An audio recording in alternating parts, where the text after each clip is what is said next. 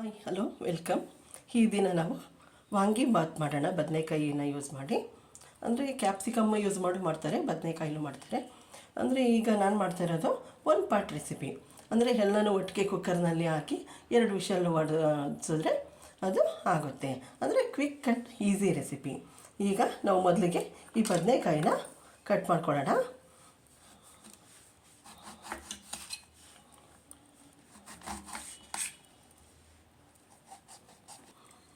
ನೋಡಿ, ಈ ರೀತಿ ಬದನೆಕಾಯಿನ ಉದ್ದುದ್ದಾಗಿ ಸಣ್ಣ ಸಣ್ಣಕ್ಕೆ ಕಟ್ ಮಾಡಿ ಇಟ್ಕೊಂಡಿದ್ದೀನಿ. ಈಗ ಇದನ್ನು ನೀರೊಳಗಡೆ ಹಾಕೋಣ.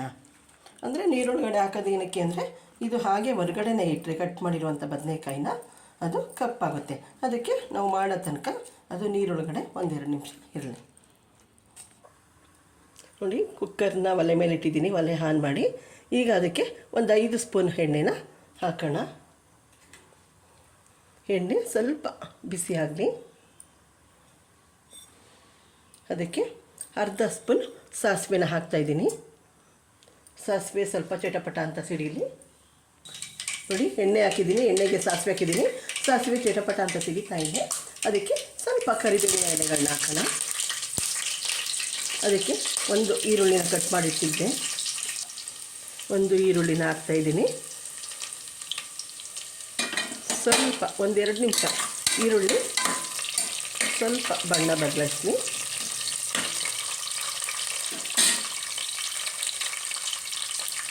ಅದಕ್ಕೆ ಸ್ವಲ್ಪ ಚಿಟಕಿ ಉಪ್ಪು ಹಾಕ್ತಾಯಿದ್ದೀನಿ.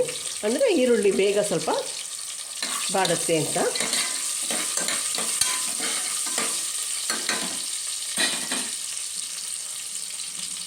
ಈಗ ಅದಕ್ಕೆ ಕಟ್ ಮಾಡಿ ನೀರಲ್ಲಿ ನೆನೆಸಿರುವಂಥ ಬದನೆಕಾಯಿನ ಹಾಕೋಣ.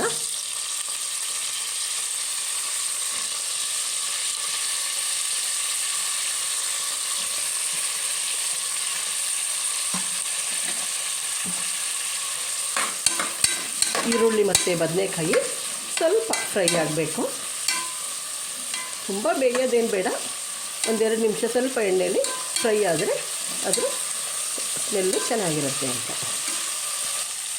ನೋಡಿ, ಇಲ್ಲಿ ಸಣ್ಣ ನಿಂಬೆಹಣ್ಣು ಗಾತ್ರದಷ್ಟು ಹುಣಸೆಹಣ್ಣ ನೆನೆಸಿ ಅದರ ರಸನ ತೊಗೊಂಡಿದ್ದೀನಿ. ಅದನ್ನು ಹಾಕೋಣ. ವಾಂಗಿಬಾತ್ಗೆ ಟೊಮೊಟೊ ಅಥವಾ ನಿಂಬೆಹಣ್ಣಿನ ರಸ ಹಾಕೋದಕ್ಕಿಂತ ಹುಣಸೆಹಣ್ಣಿನ ರಸನ ಹಾಕಬೇಕು. ಮತ್ತು ಅದರ ಜೊತೆಗೆ ವಾಂಗಿಬಾತ್ ಪೌಡ್ರ್ ಹಾಕೋಣ.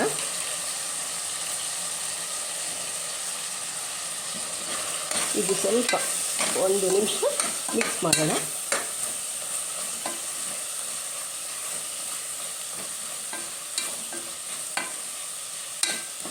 ಸಪ್ರೇಟಾಗಿ ಗೊಜ್ಜು ಮಾಡಿಕೊಂಡು ಅನ್ನ ಮಾಡಿಕೊಂಡು ಅದನ್ನು ಕಲಸಿ ಎಲ್ಲ ಮಾಡ್ತಾಯಿದ್ರೆ ಅದು ಸ್ವಲ್ಪ ಟೈಮ್ ಹಿಡಿಯುತ್ತೆ. ಅಂದರೆ ಕೆಲಸಕ್ಕೆ ಹೋಗಬೇಕಾದವರು ಅಥವಾ ಬ್ಯಾಚಲರ್ಸು ಇವ್ರುಗಳು ಈ ರೀತಿ ಬೇಗ ಮಾಡ್ಕೊಳ್ಳುವಂಥದ್ದಾದರೆ ಇದು ತುಂಬ ಈಸಿ ಆ್ಯಂಡ್ ಹೆಲ್ದಿನೂ ಕೂಡ ಆಗಿರುತ್ತೆ. ಇದು ಬ್ರೇಕ್ಫಾಸ್ಟ್ಗಾರು ಮಾಡ್ಕೊಳ್ಬೋದು, ಲಂಚ್ಗಾರು ಮಾಡ್ಕೊಳ್ಬೋದು, ಯಾವುದೇ ಟೈಮ್ನಲ್ಲಾದರೂ ಕೂಡ 10 ನಿಮಿಷಕ್ಕೆ ಆಗುತ್ತೆ. ಈಗ ನಾನು ಇಲ್ಲಿ ಅಕ್ಕಿನ ಒಂದು ಬೌಲ್ ಅಕ್ಕಿ ತೊಗೊಂಡಿದ್ದೀನಿ. ಅದನ್ನು ತೊಳೆದಿಟ್ಟಿದ್ದೆ. ಈಗ ಅಕ್ಕಿನ ಹಾಕಿ ಮಿಕ್ಸ್ ಮಾಡೋಣ.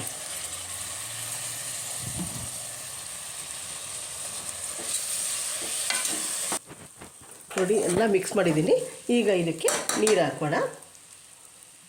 ನಾನು 1 ಬೌಲ್ ಅಕ್ಕಿ ತೊಗೊಂಡಿದ್ದೆ. ಈಗ ಅದಕ್ಕೆ 2 ಬೌಲ್ನಷ್ಟು ನೀರು ಹಾಕ್ತೀನಿ.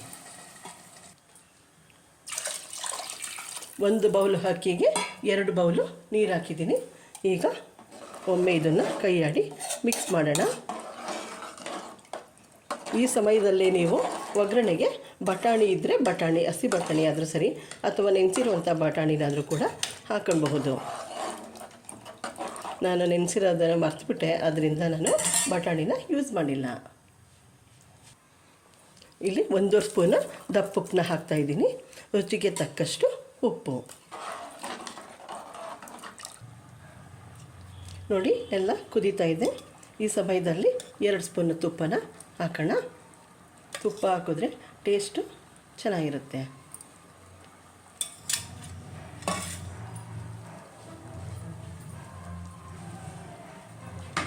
ಒಮ್ಮೆ ಮಿಕ್ಸ್ ಮಾಡೋಣ.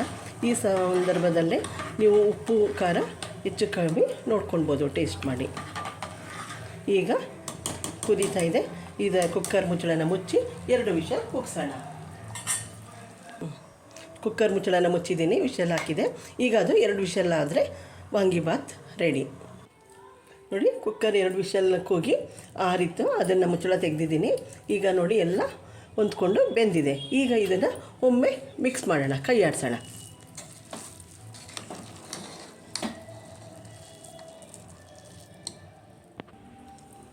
ಈಗ ಒಂದು ತಟ್ಟೆಗೆ ಶಿಫ್ಟ್ ಮಾಡೋಣ.